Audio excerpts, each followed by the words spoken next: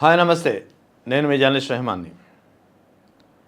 Andhra Pradesh cabinet తీసుకున్న నిర్ణయాలు వివాదానికి దారితీస్తున్నాయి. ముఖ్యంగా కొన్ని వివాదాస్పద నిర్ణయాలపై అభ్యంతరాలు వ్యక్తమవుతున్నాయి. ఇప్పటికే ఆర్టీసీ ప్రైవేటీకరణ దిశగా ఈ బస్సుల్ని ప్రైవేట్ చేసే విషయంపై మాట్లాడుకున్నాం. ఇప్పుడు మరో రెండు కీలకమైనటువంటి నిర్ణయాలు ఏపీ కేబినెట్ తీసుకున్న నిర్ణయాలపై ఒక వివాదం రాజుకుంటుంది, ఒక చర్చకు దారితీస్తున్నటువంటి పరిస్థితి. ముఖ్యంగా వైఎస్ జగన్ హయాంలో ప్రధానంగా పోర్టుల నిర్మాణంపై వైఎస్ జగన్ ప్రధానంగా దృష్టి సారించారనే విషయం అందరికీ తెలిసిందే.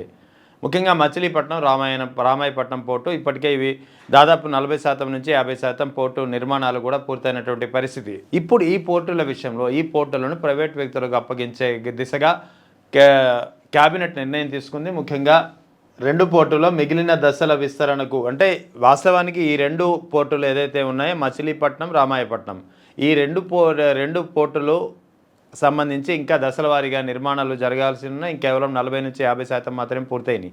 సో తదుపరి దశల నిర్మాణం ఏదైతే ఇంకా పెండింగ్ ఉందో ఈ పెండింగ్ దశల నిర్మాణానికి ప్రభుత్వం హయాంలో ప్రభుత్వ ఆధ్వర్యంలో నిర్మించేందుకు, వీటిని పూర్తి చేసేందుకు ఉన్నటువంటి మార్గాన్ని ఇక్కడ కట్ చేసింది కూటమి ప్రభుత్వం. కట్ చేసి ప్రైవేట్ వ్యక్తులకు అనుకూలంగా నిర్ణయాలు తీసుకునే దిశగా ఆలోచిస్తోంది. దీనికి సంబంధించి మా కేబినెట్ సమావేశంలో కీలకమైనటువంటి నిర్ణయం తీసుకుంది. ముఖ్యంగా కృష్ణా జిల్లాలో ఉన్నటువంటి మచిలీపట్నం పోర్టు వాస్తవానికి దాని పరిధి 64 కిలోమీటర్లు ఉంది.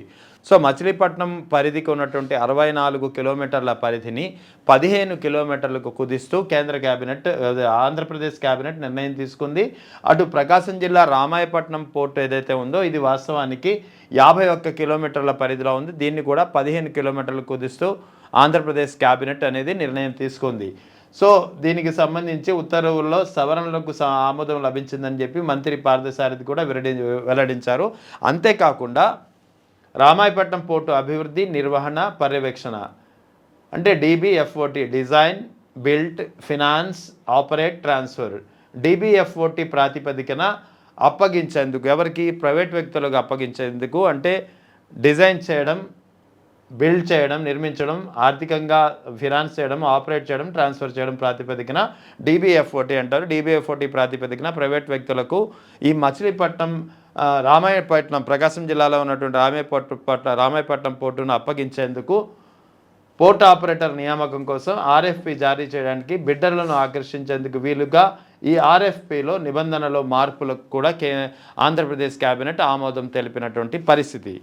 ఇక ఆంధ్రప్రదేశ్ పునర్వ్యవస్థీకరణ చట్టంకు సంబంధించి కూడా కొన్ని నిర్ణయాలు తీసుకుంది. ముఖ్యంగా ఏదైతే ఈ ప్రధానంగా రామాయపట్నం, మచిలీపట్నం పోర్టులున్న ఈ రెండు పోర్టుల్ని ప్రైవేట్ వ్యక్తులకు అప్పగించే దిశగా నిర్ణయాలు తీసుకుంటుంది. DBFOT పద్ధతిలో ప్రైవేట్ వ్యక్తులకు అప్పగించేందుకు వీలుగా DFOT నియామకం కోసం బిడ్డర్లను ఆకర్షించేందుకు కూడా విధి విధానాలు ఖరారు చేసే దిశగా క్యాబినెట్ అనేది ఆమోదం తెలిపినటువంటి పరిస్థితి. సో ఇదంతా ఒక ఎత్తైతే, రెండవది అది మరో కీలకమైంది అసైన్డ్ భూములకు సంబంధించినటువంటి విషయం. ఇప్పటి వరకు అసైన్డ్ భూములకు సంబంధించినటువంటి వివాదాలు ఏమైనా ఉంటే అవి అసైన్డ్ కమిటీలు, జిల్లా అసైన్డ్ కమిటీల ఆధ్వర్యంలో నడిచేవి. అసైన్డ్ కమిటీలకు నేతృత్వం వహించింది ఇన్ఛార్జ్ మంత్రులు.